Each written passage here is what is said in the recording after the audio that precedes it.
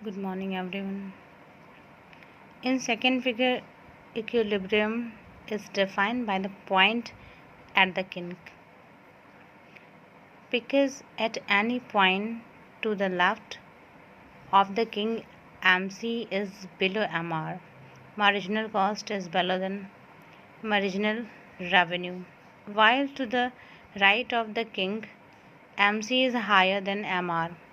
Marginal cost is higher than marginal revenue. Thus the total profit maximized at the point of the kink. Total profit maximize हो जाता है at the point of kink. However, the equilibrium is not necessarily defined by the intersection of MC, marginal cost, and MR, curves, marginal revenue. In general, MC passes somewhere through the discontinuous section AB of the MR curve. Price determination. According to Clark, the price of an article or the service is its market value, expressed in the terms of money. Clark के अनुसार price of article और service, किसी आर्टिकल का price और service its market value, और service is it market value express in the terms of money. इसकी service in the terms of market value क्या है?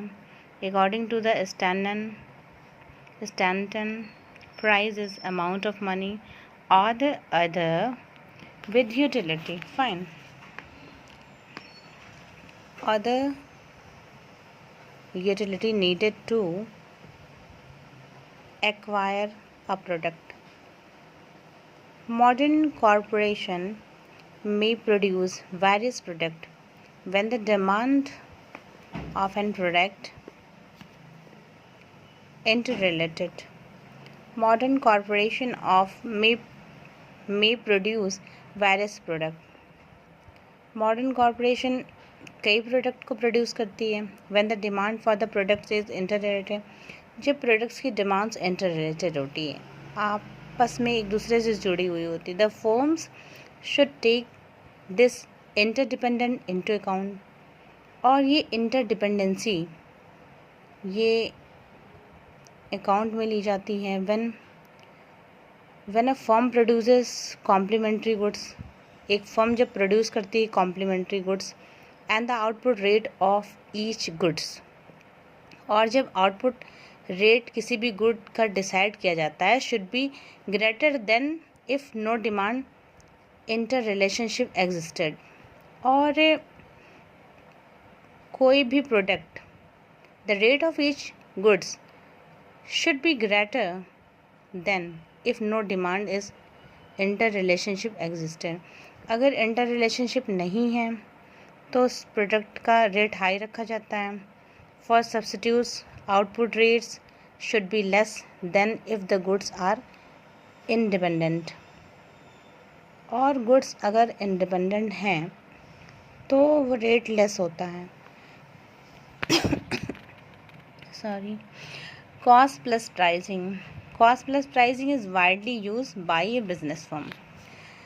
और कॉस्ट प्लस प्राइस जो है वाइडली यूज़ किया जाता है एक बिजनेस फर्म के द्वारा. Cost plus pricing widely use किया जाता है. The practice involve setting price on average cost. एक एवरेज कॉस्ट किसी भी प्रोडक्ट का होता है, प्लस अ मार्कअप डिज़ाइन, उसके ऊपर मार्कअप डिज़ाइन होता है to provide target rate of return.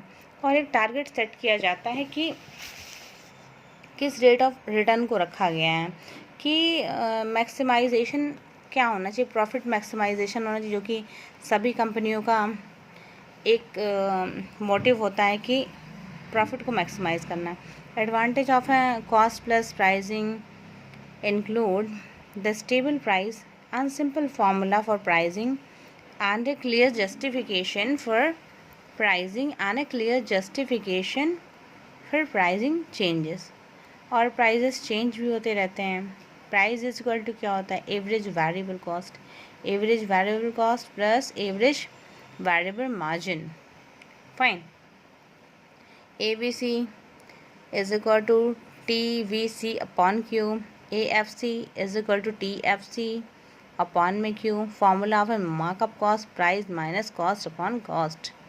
According to the marginal rule, price is equal to cost bracket 1 plus markup, and cost plus method is in price is equal to per unit cost plus expected profit in percentage. तो per unit cost होती है, उस पर जो expected profit होता है in percentage वो total price के बराबर होता है. अब ग्राफ के थ्रू समझने की कोशिश करते हैं कि क्या है. Marginal revenue, unit of goods. कोई भी कंपनी मान लीजिए कि यूनिट ऑफ गुड्स प्रोड्यूस कर रही है, मार्जिनल रेवेन्यू उस पर क्या है, एक्स प्रोडक्ट है. उसके बाद मार्जिनल ये revenue cost, fine. D revenue cost है, स्मॉल डी रेवेन्यू कॉस्ट है. मार्जिनल रेवेन्यू डी डिमांड है. MC1, MC2, MC3 marginal cost है, फाइन. ये डेरिवेटिव्स चेंज हो रहे हैं as per the demands in the market, fine. तो ये फॉर्मूलाज आप याद कर लीजिए. एंड मल्टीपल प्रोडक्ट्स AB,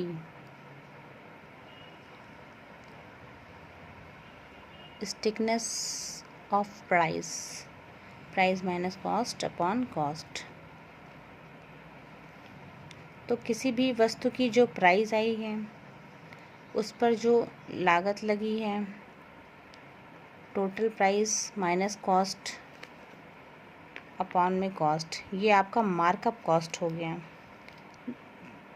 क्योंकि ये प्रॉफिट को इंक्लूड करके आपने लिखा है markup cost, formula of markup cost, marginalize rule है ये, fine.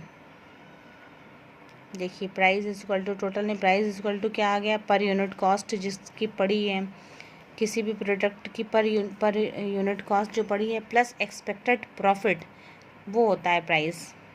Cost plus method. Multiple product pricing. Price theory in micro economics model of price determination and based on the assumption that a firm produce a single homogeneous product, एक single या homogeneous product को produce करता है in actual practice. However, production of a single homogeneous product by a firm is an expectation rather than rule. ये expectations होती हैं कि single produce को प्रोड्यूस करें. Price discrimination. Price discrimination is also known as an differential pricing, कि price differentiate करता है एक कंपनी का दूसरी कंपनी से, क्योंकि मार्केट में कंपटीशन है और बेहतर परफॉर्म करने के लिए यदि, जैसा कि एग्जांपल दिया मैंने मैगी प्रोडक्ट का, कोई 14 रुपये में बेच रहा है, कोई उसी प्रोडक्ट को 10 रुपये में 9 रुपये में बेच रहा है. तो इस तरह से मार्केट में कंपटीशन क्रिएट हो रहा है और जो लोग सस्ता ख़रीदना चाह रहे हैं, क्वालिटी पर ध्यान नहीं दे रहे हैं, उन्हें 9 रुपये में और 10 रुपये में भी मैगी जैसे अदर प्रोडक्ट्स अवेलेबल हैं मार्केट में जो कि वो ख़रीद सकते हैं. Monopolistic charges different prices for the same article. देखिए सेम आर्टिकल के डिफरेंट प्राइजेस हैं. जैसे कि एक साबुन है, एक ब्रांडेड साबुन है, डिटॉल का ले लीजिए या किसी और कंपनी का डिटॉल है या संतूर या कोई और कंपनी जो कि ब्रांडेड है और कॉस्टली बेच रही है और ये 5 या 10 रुपये सस्ता बेच रहे हैं. जैसे कि डिटॉल का ले लीजिए, एक एवरेज प्राइस रखते हैं. तो इस तरह से जैसे कि हम देख रहे हैं सोप का ही प्रोडक्ट है और डिफरेंट कंपनियों द्वारा डिफरेंट प्राइजेस सेट किए गए हैं सिमिलर प्रोडक्ट के लिए ही, लेकिन वो क्वालिटीज़ डिफरेंट दे रहे हैं, उनकी क्वालिटी में डिफरेंशिएशन होगा. फाइन. फ्रॉम डिफरेंशिएट बायर्स, और बायर भी उनके डिफरेंशिएट करेंगे क्योंकि उनकी चॉइसेस, क्वालिटी की प्रेफरेंसेस सब अलग अलग होती हैं same time at the different time. It isn't profitable to the monopolistic to do so. Profitable होता है मोनोपोलिस्टिक लोगों के लिए ऐसा करना है. According to the S Ben, price discrimination refers strictly to the practice by seller of changing different prices from different buyers of the same goods. देखिए same goods के डिफरेंट प्राइजेस हैं और डिस्क्रिमिनेशन है प्राइसेस में। Fine, I hope आपको समझ में आ रही होंगी चीज़ें। क्या कहना चाह रहा है ये जॉन रॉबिन्सन, क्या कहते हैं, describe as an act of selling as the same article produces under the single control at an different price at different buyers. Thank you.